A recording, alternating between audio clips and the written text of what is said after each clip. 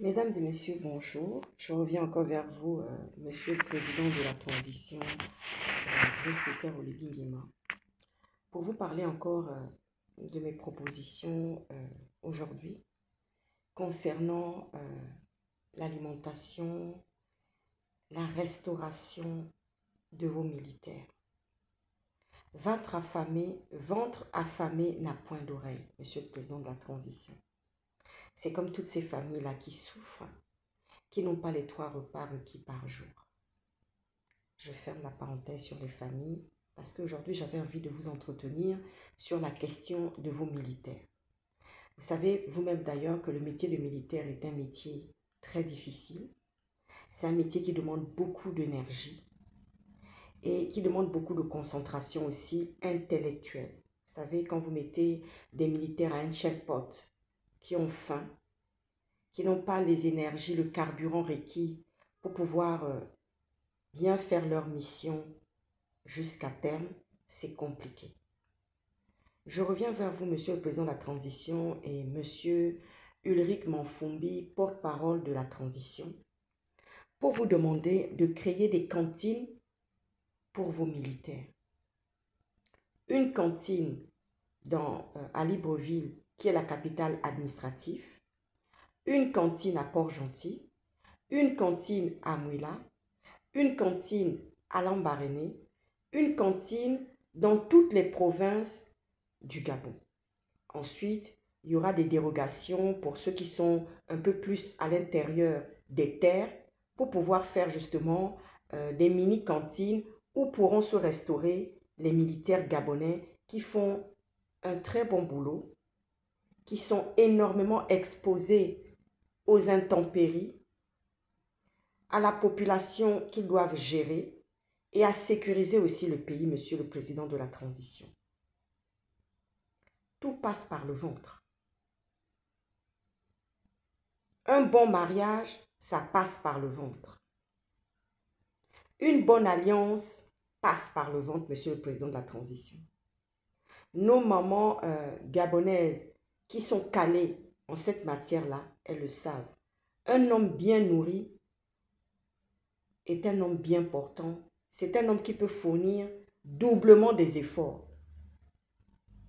Et moi qui suis ophtalmologue, moi qui suis médecin, quelqu'un qui a tout le carburant, toutes les énergies, le premier repas de la journée qui véhicule et qui transporte toutes les vitamines, toute l'énergie, c'est le petit déjeuner.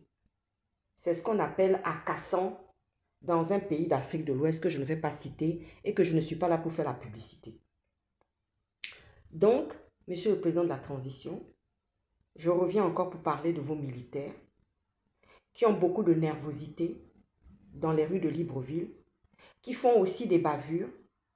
Et j'ai étudié un peu toute la comportementaliste de ces militaires. Je les ai regardés de près, justement depuis le coup d'État jusqu'à votre installation en tant que président de la transition. Je les ai énormément étudiés. Il faut savoir que quand on est dans la sécurité, on est dans le regard. On est dans le regard. Je ne vais pas tout développer ici, mais on est dans le regard. Il suffit de regarder un peu le comportement parfois de ces militaires. C'est très important. Et vous savez, quand le bas-ventre, quand le ventre est nourri, on a plus de carburant pour faire des bonnes choses.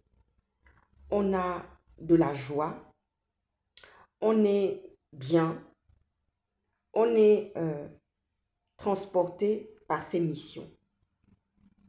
Donc, monsieur le président de la transition, vous savez, quand on met des effectifs sur la route, sur la voie publique, pour pouvoir porter à bien les missions régaliennes de la sécurité et de la circulation, il faut que les militaires et les policiers aient des cantines pour pouvoir se restaurer. Parce qu'il y a un roulement. Il y a un roulement du matin, il y a un roulement de 14 heures et il y a un roulement du soir. Il faudrait que les militaires aient la possibilité de se restaurer. C'est très important.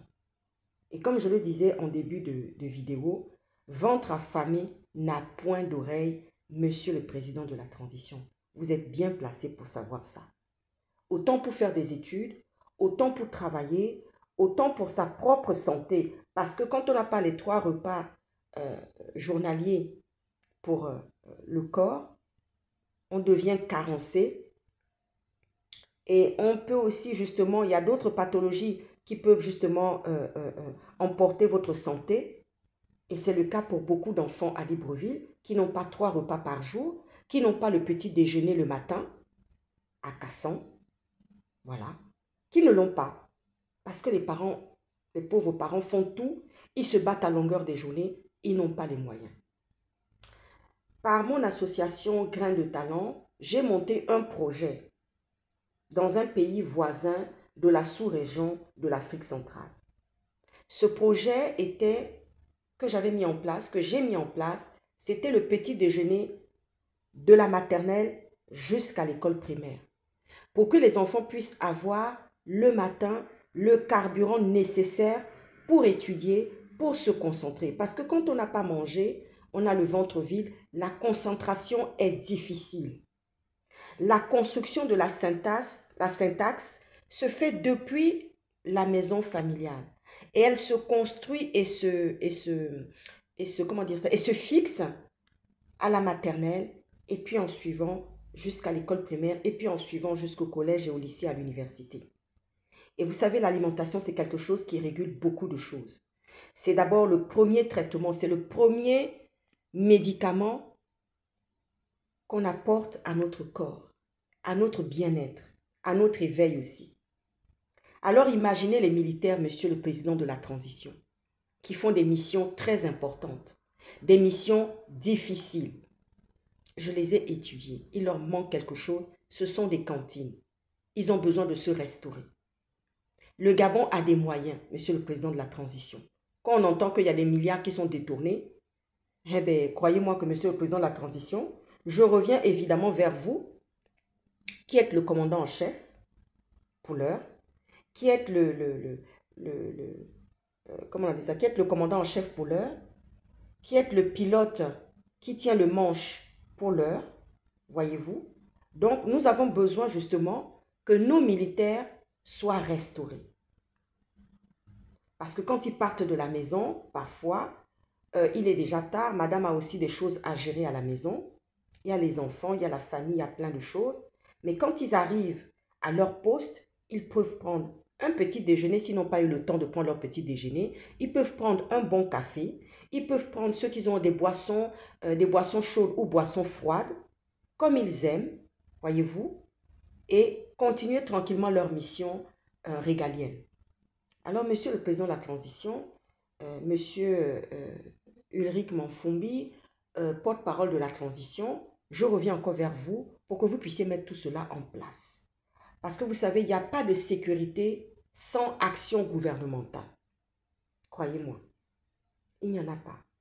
On ne peut pas mettre de la sécurité sans l'action gouvernementale. Qui dit action gouvernementale dit les droits humains, c'est-à-dire le droit au logement, le droit à l'éducation, le droit à l'eau potable, le droit à la santé, voyez-vous, le droit à la justice. Ça, c'est le régalien.